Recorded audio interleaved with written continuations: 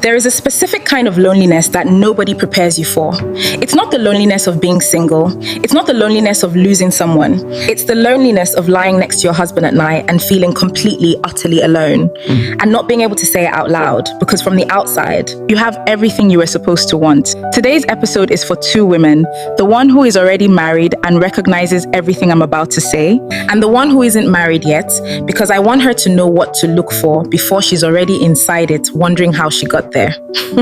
Both of you stay. This is for both of you. The first way loneliness gets into a marriage is through silence. Not the comfortable silence of two people who know each other well, the other kind.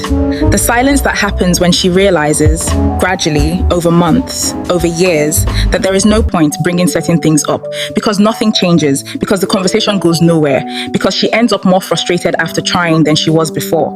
So she stops, she processes everything alone. She handles her emotions, her fears, her frustrations, her alone. And because she's good at it, because she's been doing it her whole life, nobody notices. Not even him. Yeah. Especially not him. The second way it gets in, and this one is harder to talk about, is when she tried. When she sat him down and explained calmly and clearly exactly what she needed, what was missing, what was hurting her. And he heard her. He said he understood. He said he'd work on it. And for 2 weeks, maybe 3, things were different. And then they weren't. And she had the same conversation again. Different words, same point, and again. Until one day she looked at herself mid-sentence and thought, why am I still explaining this? If someone understood, they'd have changed. And that thought, both quiet as it was, both broke something. Not dramatically, just quietly, like something closing. And then comes the third part, the part nobody talks about because it looks like everything is fine. She pours herself into work, into her children, into her phone, into food, into wine, into planning the next holiday, into friendships, into anything that fills the space that her marriage was supposed to fill. She is not depressed, not visibly. She functions perfectly. She shows up. She's even funny sometimes, but she has quietly, methodically built an entire life that works around her marriage rather than with it. And the frightening thing is how normal it starts to feel, how manageable, how this is just how it is. Until something small happens, a song, a conversation, a moment of unexpected tenderness from someone who isn't her husband, and the whole thing cracks open again. If you're not married yet, I'm not telling you not to get married. I'm telling you to pay attention before you get there. Pay attention to how he handles hard conversations now. Not the easy ones, the hard ones, the ones where you're upset and he has to sit with that. Pay attention to whether he changes when you ask him to, not whether he promises to, whether he actually does.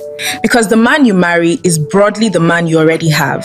Character doesn't transform inside a marriage. It just becomes more of itself, more visible, more permanent. And if you're already married, if you heard yourself in any of this, I'm not going to tell you what to do. That's not my place. What I will say is this: the loneliness you've been managing alone is real. It's not in your head. It's not because you're ungrateful for what you have. It's not because you expected too much. It's real. And naming it even just to yourself is not a betrayal of your marriage. It's the beginning of honesty. What you do with that honesty is yours.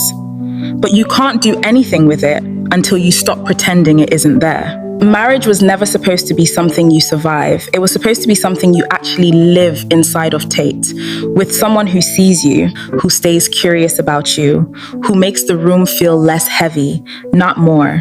If yours doesn't feel like that right now, that's worth sitting with. Not because I'm telling you what the answer is, but because you already know what it is. You've known for a while. I'm Chi. This is Already Whole. I'll see you some other time.